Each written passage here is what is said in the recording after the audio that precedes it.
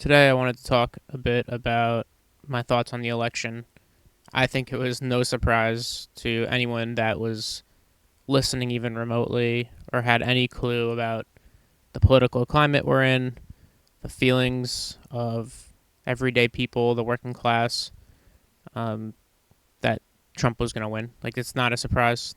It's also not a surprise that people didn't want to vote for Kamala for multiple reasons. One of the large ones I would say is genocide in Gaza. I think that a lot of people just stayed home on election day. They were like, yeah, I'm not going to climb over tens of thousands of dead children to vote for someone that won't stop a genocide. And it's hard to accept arguments that you're better than Trump, you're better than the other guy when that's what you're doing. So, I mean, that's one of the big ones, but I'm going to get into the specifics of like how the campaign was run. It's not going to be the most in-depth video, but just touching on it briefly. So by and large, the campaign, I understand that they didn't have the most time to run an effective campaign because Joe Biden dropped out with like 100 and something days left, and then Kamala was anointed by, the donor class, the people that were going to monetarily support her in the election. That's basically how that worked. No primary, so there was never time to have her ideas challenged or challenge any ideas on the stage and have a democratic vote to see whose ideas were better, what ideas floated to the top. And that was a mistake.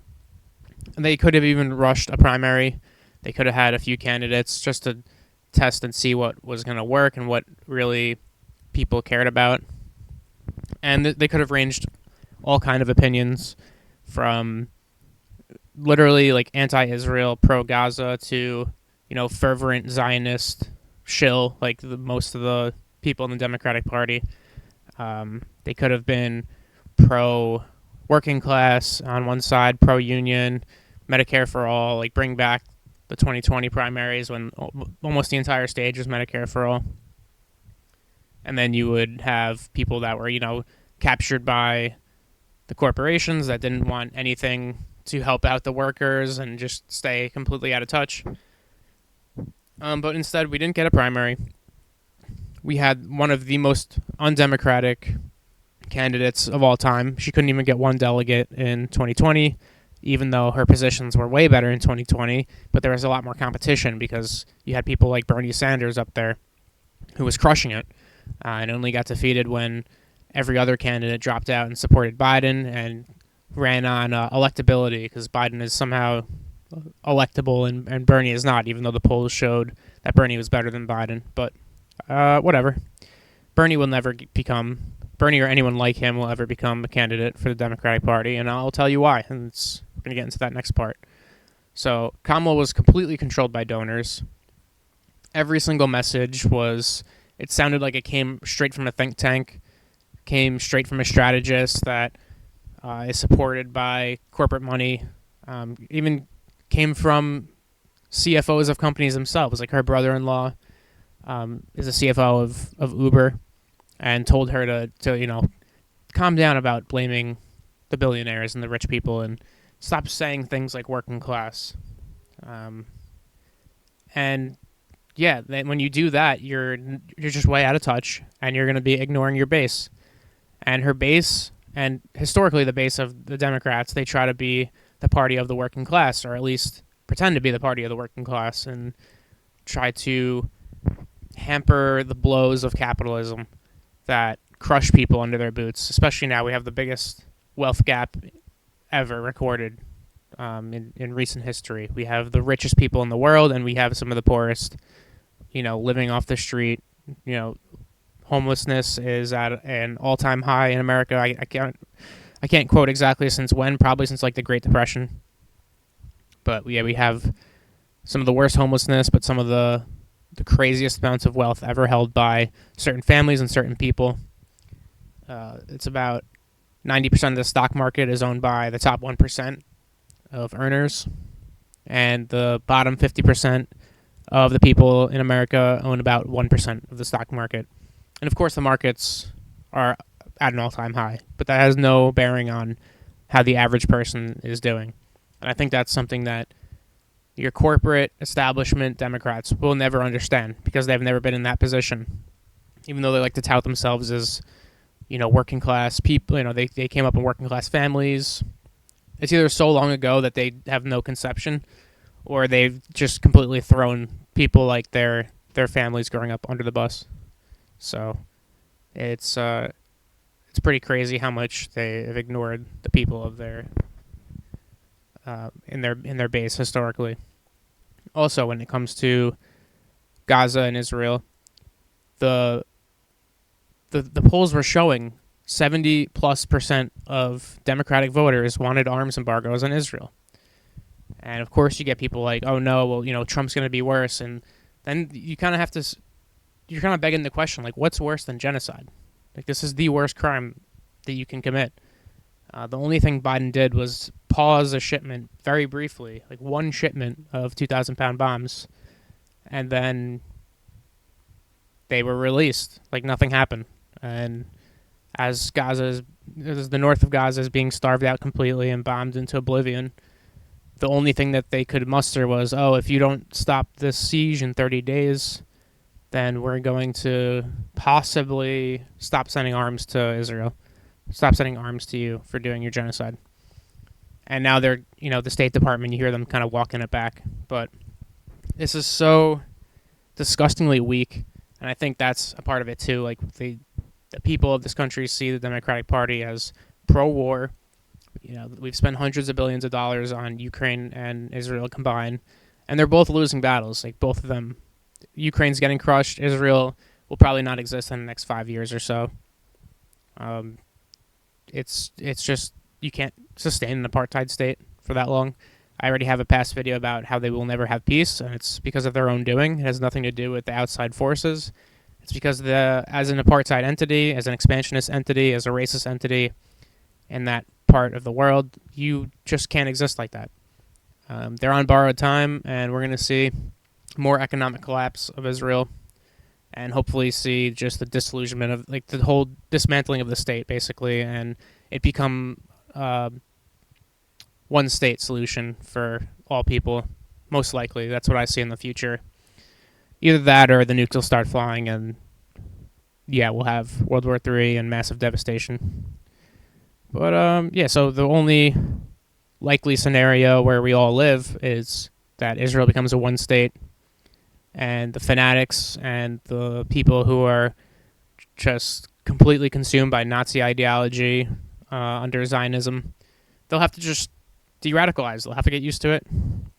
Of course, there'll be violence in the beginning stages, but I don't understand when people say two-state solution is what we need, and that's the thing that the Democrats keep saying time and time again. But like, would anything change if you officially recognize Palestine as a state? Would Israel stop doing this to them? Would they stop occupying and invading them? I don't think that would happen. I mean, look at Lebanon now. We have bombings every day. We have an invasion on the border that's been stalled pretty largely, but there would be no issue with Israel doing that to Palestine, especially when it's broken up like the way it is, and you have settlements already running through what Palestine would be. So, of course, two-state solution, if you're still talking about that, you're either deranged or stupid. Like, there's no in-between. It's got to be one state, democratic, and the Zionists just have to get out of their fields, get over it.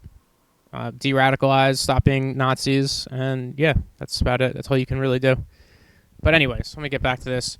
The Democratic Party and their media personnel especially are completely out of touch with the people of this country. They, like I said, they don't listen to the working class, ignore them completely. I heard Kamala say the words working class when she was talking about her upbringing one time, very early on in the campaign, and then never again. Like, she got a call from somewhere. She got a call from one of her donors. Maybe it was the CFO at Uber, the company run on exploitation and neglecting your workers. Oh, sorry, independent contractors to the core, and that's how you turn your profit. But she got a call from somewhere, and they said, no more talk of working class. We don't want anyone to have any class consciousness in this country. and we're the ones waging the war. They still don't even know it's happening. So yes, just stop using working class. Then she turned to saying middle class, as if the middle class is something that exists like it used to in this country. So not listening on Gaza and Israel. You had that CNN, I guess, Q&A with potential voters, undecided voters. I don't think these people really exist, but they say they're undecided to get on TV. One of them asked about the death toll in Gaza, and it was just completely tone deaf. Her answer talked about, or Anderson Cooper gave her, a question after that. But she was like, well, yeah, Gaza's horrendous, and yeah, I understand. I sympathize with you if you feel like it's a terrible thing going on. But what about grocery prices? And I'm going to help you get lower grocery. So she just has no spine, no morality. As far as, I talked about the 2020 or 2019 primaries earlier on. She went from talking about ban fracking, Medicare for all, and basically all of these progressive policies that were extremely popular, and that's why Bernie had such a run he did and would have become the candidate if not for Obama rallying everyone against him. But, yeah, so she just did a complete 180 on Medicare for all, on fracking, and it just makes you seem like you're not trustworthy. Like you'll just say whatever it takes to appease the people that you need to appease. And in this case, they wanted to appease the donors. They didn't care about the people. They didn't care about what people thought, what people need. They just cared about getting more and more money because they think that money equals election wins. And this shows you it's not that simple. I'm pretty sure Kamala had more money raised than Trump did. So in this case, like, your money, at some point, your money just doesn't amount to anything if your messaging is shit. And speaking of the messaging being shit, we'll talk about the vague platitudes that Kamala was running on, and that was like her main sticking point was, Trump is a fascist. This is a vote for democracy, and he just all this bad mouthing of Trump. I'm not Trump, but then when you ask her about policies, she basically agrees with most things that Trump agrees with. So, yeah, you're not Trump specifically. You're not the actual person, Donald Trump, but when you agree with all of his policies, then like, are you any better than Trump? But this is just how both parties are going to merge into one at this point because of the money interests in our politics. Both parties are completely controlled by donors, by oligarchs and corporations. And the differences are very slight in like some social issues of what one side wants over the other. But at the end of the day, the American people are still losing every single election, and Wall Street keeps winning. So she didn't define any narratives. She didn't define an enemy to be fighting against. She just vaguely says fascism and doesn't even tell you why he's a fascist or why people should care that he's a fascist. And even then, you can't just run on, look at this guy, he's so bad, without telling us about you. Like, what are you bringing to the table? Because at this point, you've lied, you've heel turned on every policy that you held in the past. You just don't seem trustworthy, or authentic whatsoever, and people can see right through it.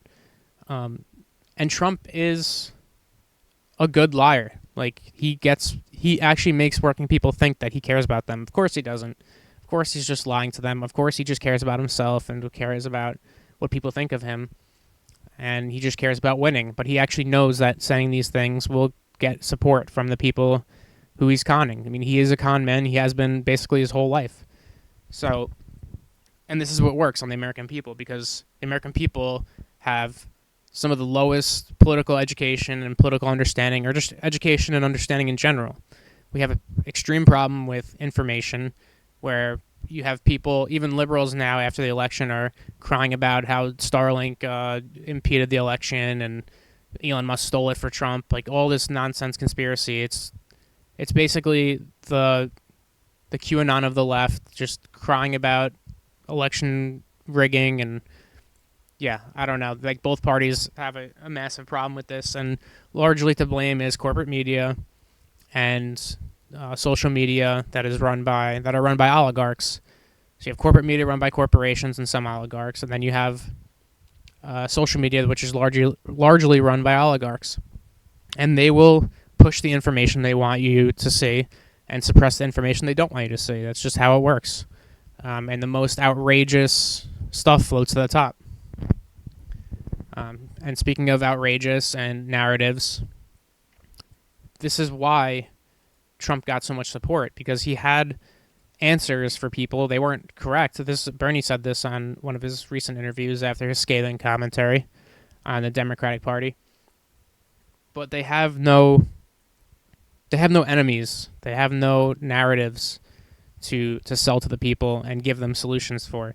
Trump has this whole blaming migrants thing, and yeah, once we get the migrants out and we put on tariffs and we bring back industrialization, like most of these things, if not all of them, just can't happen. And also, even if they did happen, won't solve anything for the American people. But again, people are stupid in America. They will believe what you tell them. If you tell them it confidently enough, if you tell them it enough, they'll start to believe it, and they'll always fall back on some type of either conspiracies or like some random posts on Twitter and YouTube that confirm their biases. And that's why there's so much money in information nowadays, like spreading information. That's why you have like people like Tim Pool that make $1 million a month just by lying to people, and that's why, because this is what the effect is. You get people into such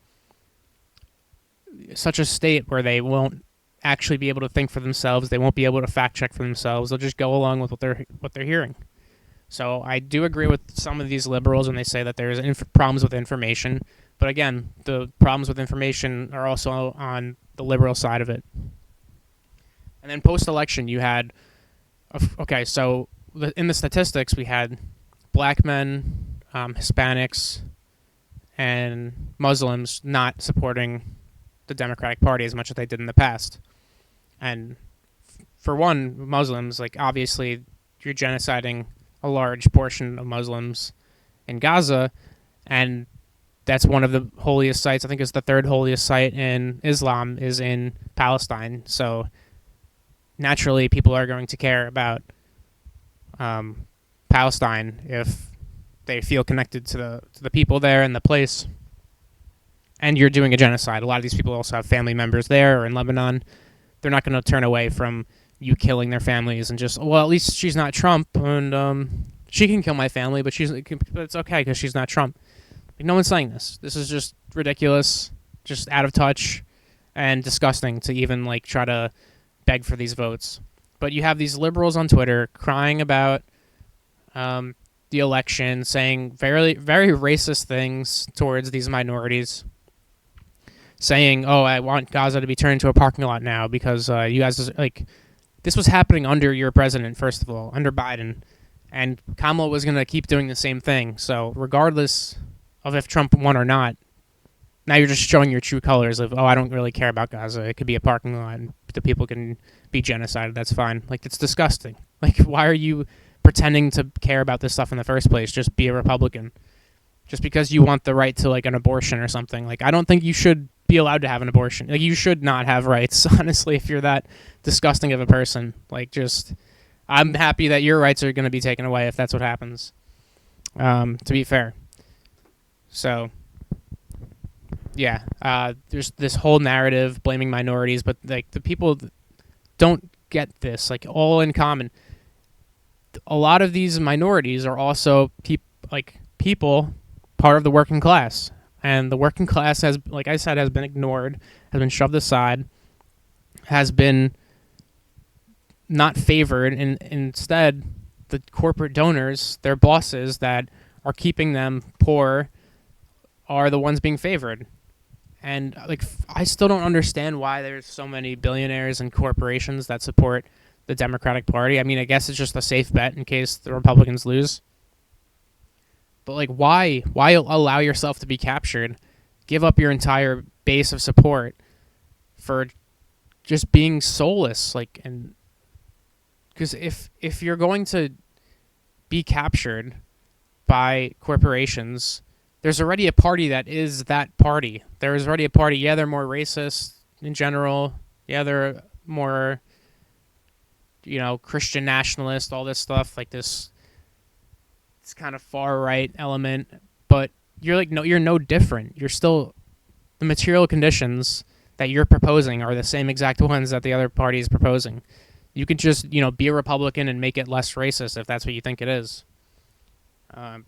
There's really no true difference between the parties, and especially since now you see the base of, I mean, I'm not going to say every liberal, obviously, but there's a large base of liberals that are blaming, even on corporate media, that are blaming minorities, and you're literally being racist by saying that, oh, this is what cost us the election. It's like, no, your candidate sucks. She was out of touch. You're the ones that were lying to the American people the entire time, telling them that she's going to be great, she's doing amazing.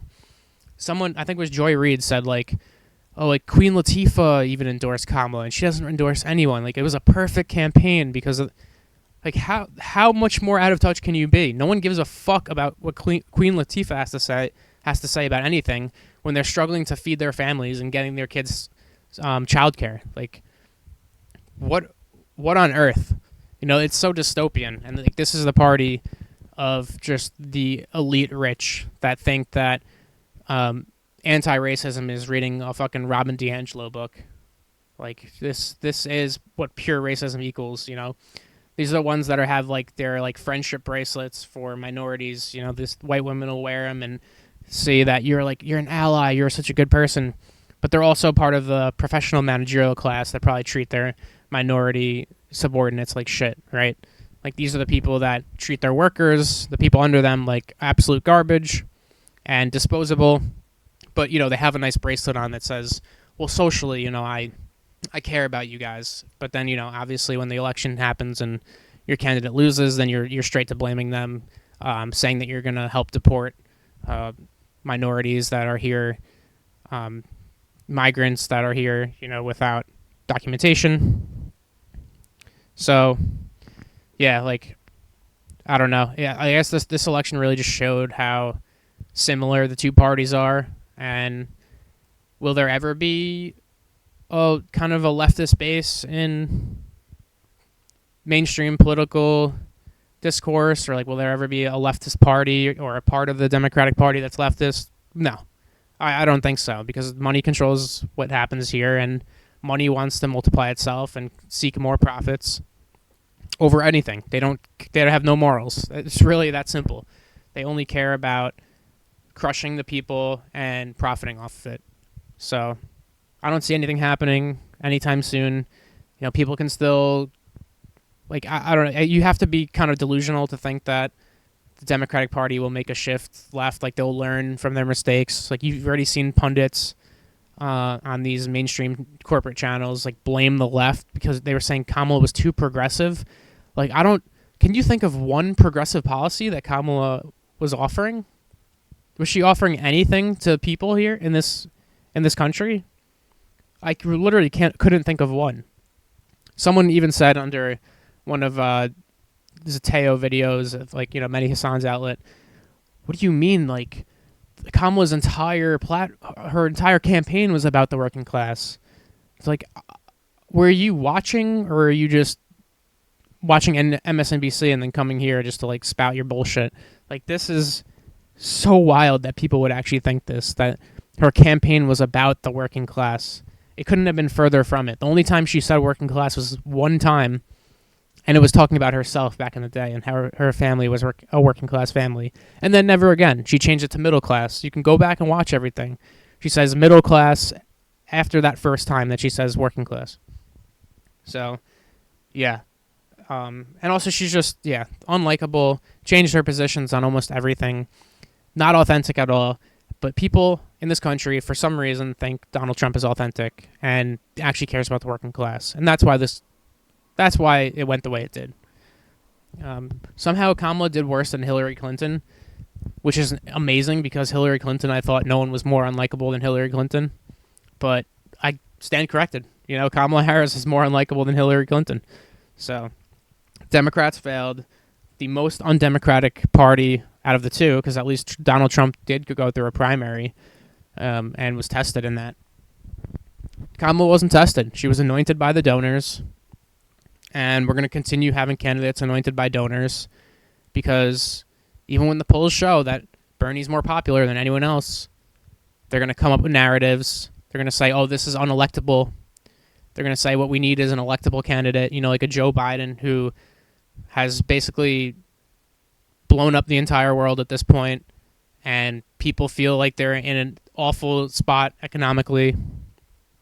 So, yeah, I don't think we would have been in this future right now, or this present right now, if Bernie was elected either back in 2016 or 2020. But, you can only blame the corporate media, who will say and do anything to get their paychecks, like they're little fucking dogs for their corporate daddies.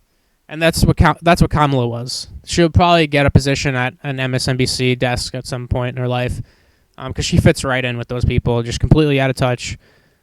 Will say and do whatever it takes to get her paycheck, and that's about it. Like, no values, no morals, not a shred of humanity or decency in her body. And you can claim like the election was because of racism and misogyny. Yeah, I don't buy it. I think there's just as many people that voted for Kamala because she's a woman and because she's a minority than there is people that didn't vote for her because of that.